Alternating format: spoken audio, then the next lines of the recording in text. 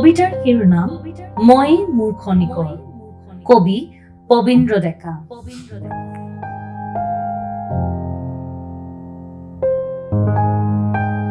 মোৰ দুখ মই গঢ়া,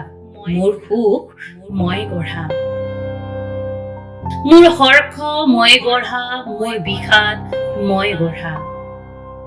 মোৰ হাঁহি মই গঢ়া, মোৰ অশ্ৰু মই গঢ়া, মোৰ লোভ মই গঢ়া, মোৰ মোহ মই গঢ়া, মোৰ কাম মই গঢ়া, মোৰ ক্ৰোধ মই গঢ়া, মোৰ আশা মই গঢ়া, মোৰ নিৰাশা মই গঢ়া, মোৰ জয় মই গঢ়া, মোৰ পৰাজয় মই গঢ়া, সুখ দুখ হৰ্ষ বিষাদ অশ্ৰু হাঁহি লোভ মোহ কাম ক্ৰোধ আশা নিৰাশা জয় পৰাজয় সকলোবোৰ মোৰেই সৃষ্টি।